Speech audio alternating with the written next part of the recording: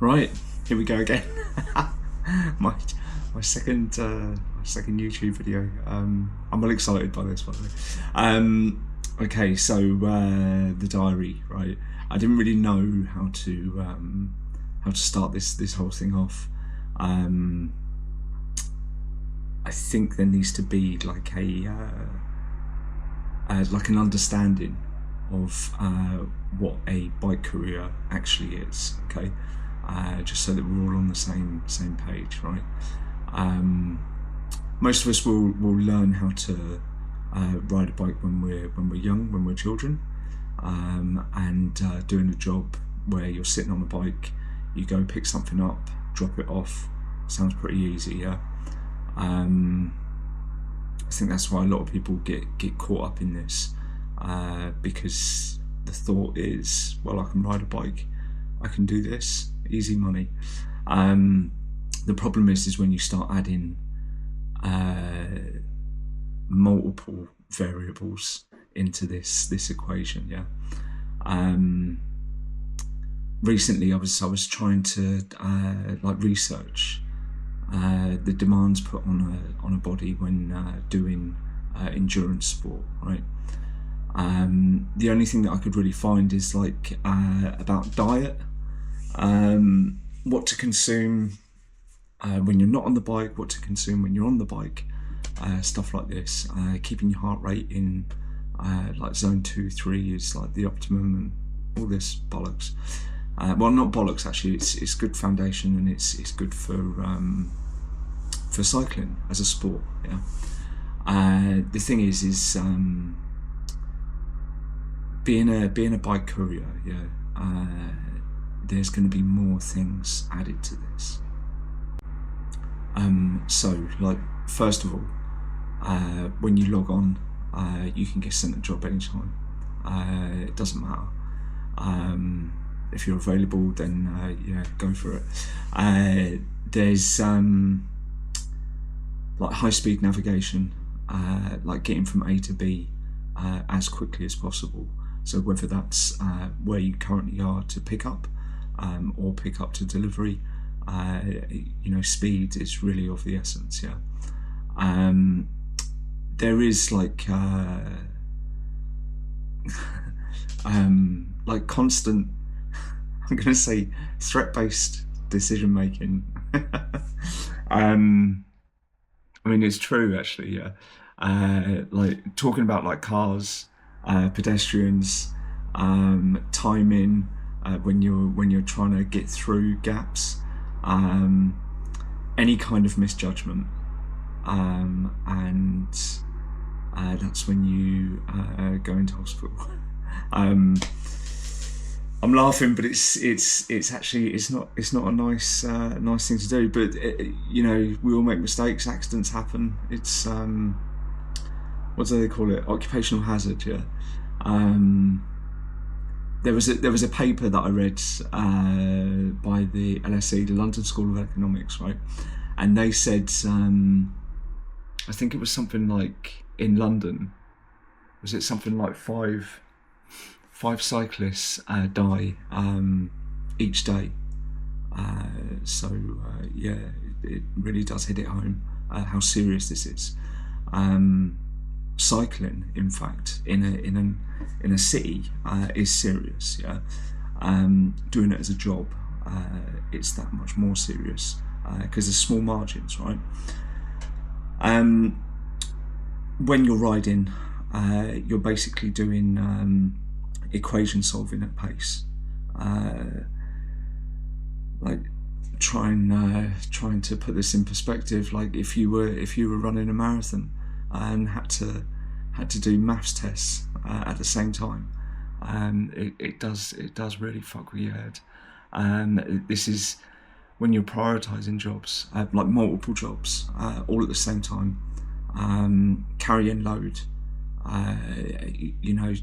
Which roads do you go through? How quickly am I going to get there?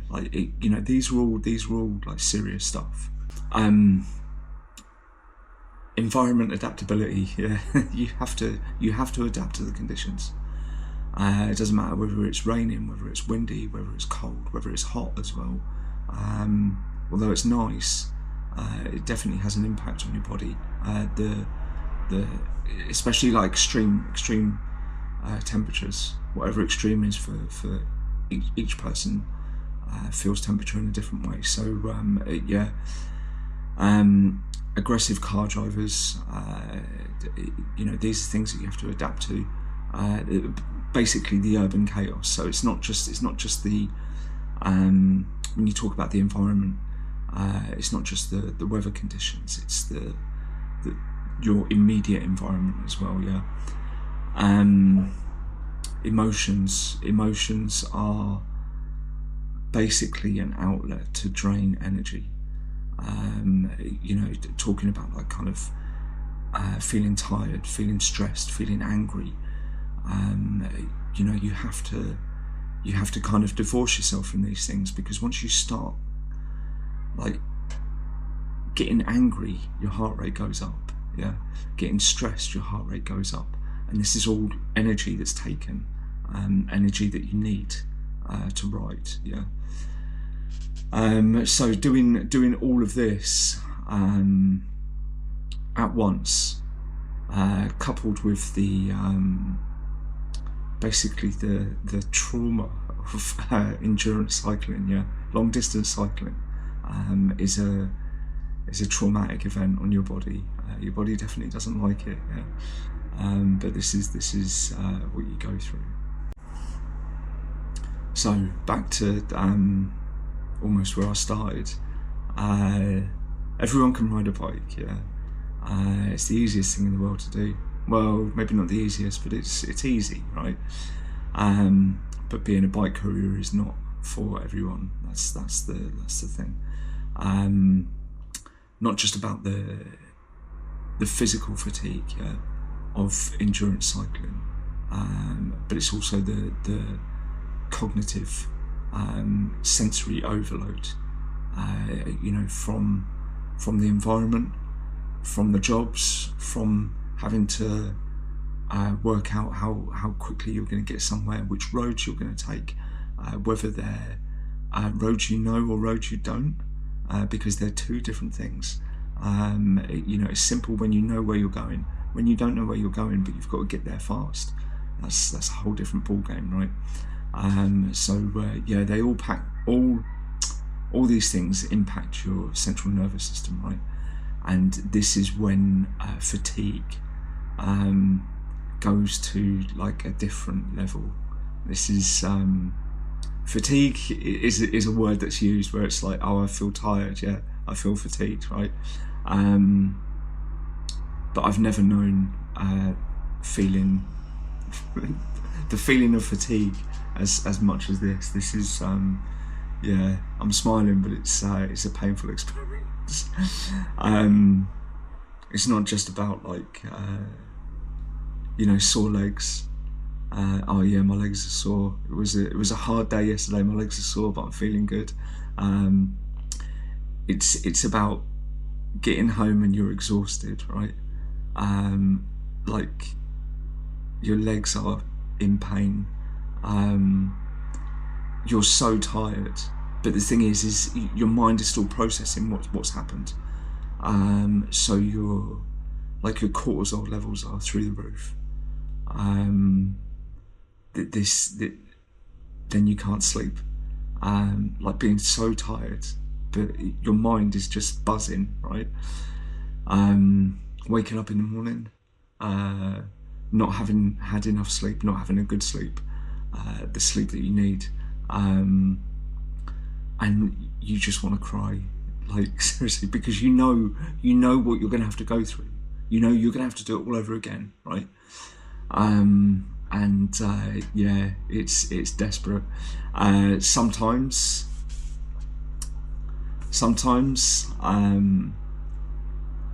your mind can just take over and just go, do you know what, we're in defensive mode now, and we're just going to shut everything down. You're not going out. Just the I'm remembering remembering when this has happened. So this is why I'm like kind of freaking out a bit here. Yeah, just like being happy to go out and being on the bike, yeah, and knowing that it's something that you enjoy and want to do. To wake up that morning and just like think, I cannot go out. I can't go out. That's it. My day is done. I've woken up. That is all I'm gonna do. Yeah. That's real fatigue. Yeah. Like cognitive fatigue as well as physical fatigue. You know, just sitting around in your pajamas eating ice cream because you cannot do anything else because it's too stressful. Yeah. This is the level that you get at when you're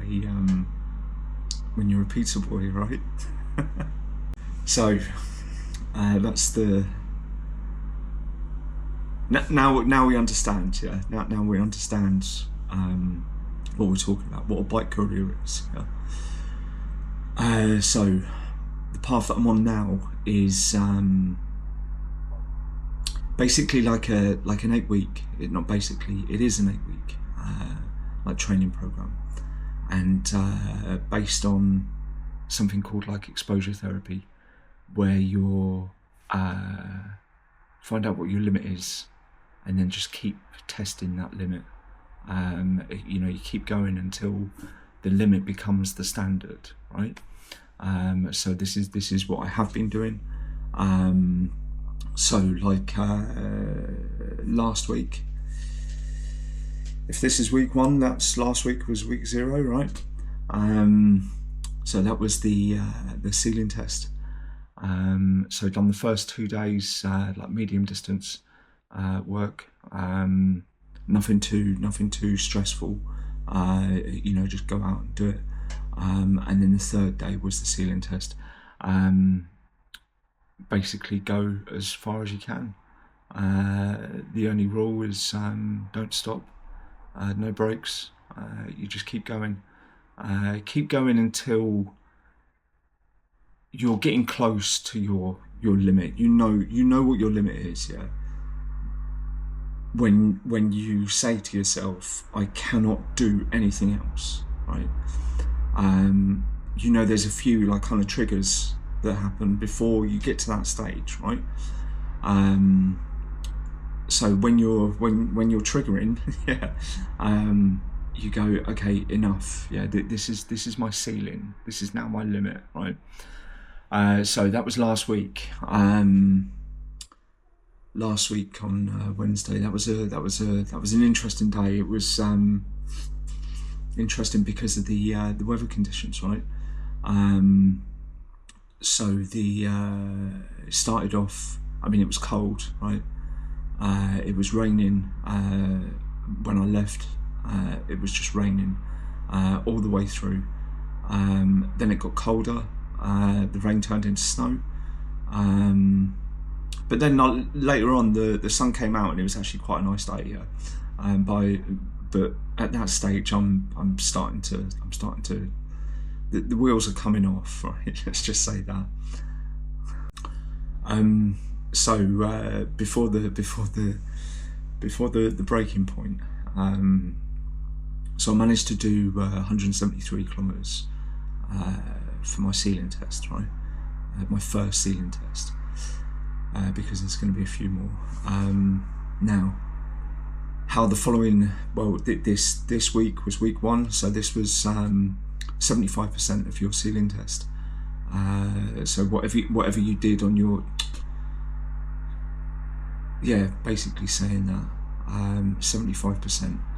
So whatever you did on your ceiling test, you do 75% of, and you do that all week. Yeah. There's just at this stage, I've got some hospital appointments to go to, so I'm kind of missing. I'm doing like half day on one of the days, but anyway, 75%. Yeah. So that was this week, and it actually went really quite good. I thought I was going to be feeling it like kind of later on. In fact, the so each morning I'm checking my resting heart rate, because when my resting heart rate starts spiking, you know, it's creeping up and it's not coming down. This is I'm on the path of